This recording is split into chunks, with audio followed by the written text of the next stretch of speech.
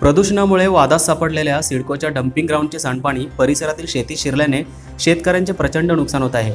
सिडकोच्या डम्पिंग ग्राउंडमुळे परिसरातील ग्रामस्थांना अनेक आजार पसरत असून गेले कित्येक महिन्यांपासून स्थानिकांचा या डम्पिंग ग्राउंडच्या विरोधात लढा चालू आहे।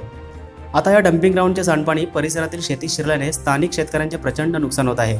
त्यामुळे हा डम्पिंग ग्राउंड बंद करण्याच्या मागणीसाठी प्रदूषण विरोधी संघर्ष समितीच्या वतीने प्रदूषण नियंत्रण मंडळाकडे निवेदन देण्यात आले आहे। आपली मागणी मान्य न झाल्यास आमरण उपोषण करण्याचा इशारा यावेळी देण्यात आला आहे। 1.5 वर्षापूर्वी आपण सातत्याने हे सिडको डम्पिंग ग्राउंड कसं बंद होईल, कारण सिडको डम्पिंग ग्राउंड मुला गेली 11 वर्षे आपण कमीत पावसाळ्यामध्ये बंद असायचं।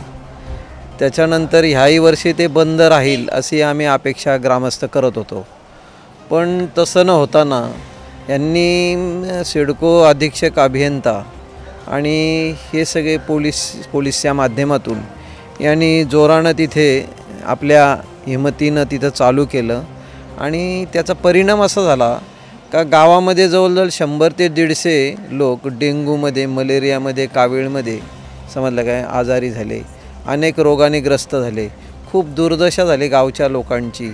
अधिक आज पाऊस पडतो तर पावसामध्ये परत एवढं लिचेड निघालं का वैयक्तिक आमच्या ज्या जमिनी आहेत खाजगी त्या शेतजमिनीमध्ये यांचा लिचेड गेला आणि सगळ्या 50-50 शेतकऱ्यांचा आज गेला आहे।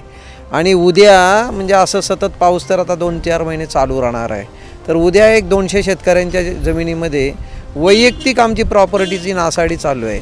ही यांची दमदाटी किंवा यांची दादागिरीच आहे, हा प्रश्नच नाही। तर त्यासाठी आम्ही आज समजलं काय महाराष्ट्र प्रदूषण नियंत्रण मंडळ अधिकारी हर्षवर्धन साहेब म्हणून यांची भेट घेतली असता त्यांच्याकडे एक पत्रक दिलं आणि त्यांना सांगितलं का पहा, जर आजपर्यंत तुम्ही काहीच करू शकलं नाही, तुम्ही वाळसारख्या ठिकाणी एक साध्या गावामध्ये एका कुठेतरी याच्यामध्ये खाणीमध्ये कचरा टाकतात आणि तो बंद करण्याचे आपण त्यांना आदेश देता आणि मग इथे एवढ्या वर्ष चाललेला हा प्रश्न, इथे होणारा लोकांना त्रास, नागरिकांना त्रास, शेतकऱ्यांना त्रास, जमीनदारांना त्रास, ह्या सगळा त्रास होत असताना मग आपण यांना आदेश का देऊ शकत नाही?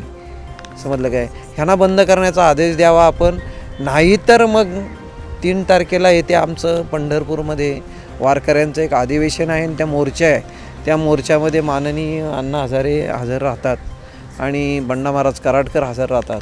तर त्यांच्या मार्गदर्शनानं मी इथे अमरण उपोषणाचं एक जाहीर असं आवाहन करतो का इथे उपोषणाचं आम्ही आंदोलन चालू करणार आहोत आणि सरतेशेवटी आम्ही आमचा न्याय मिळाल्याशिवाय आम्ही गप्प राहणार नाही। खराब पाणी इथं पका समजा पुरला तर आमचा लावायला पण नव्हती भेटत। आता दुष्काळ होतं आमचा, ते झाडबीर बुडतं समजा, पाण्याला कोण लावित नव्हती माणसं अजिबात, आवरं पाणी होतं काला। मग त्याच्यामुळे का पीक येत नाही का आली? पीक कुठचं आला तर तो येईल तेव्हा पीक यायला। तुम्हाला नुकसान भरपाई वगैरे कोण देतं का कधी? कोण ना देत, कोण ना देत। मग काय करता तुम्ही? परिस्थिती आपली सुधारता तेव्हा सुधारता।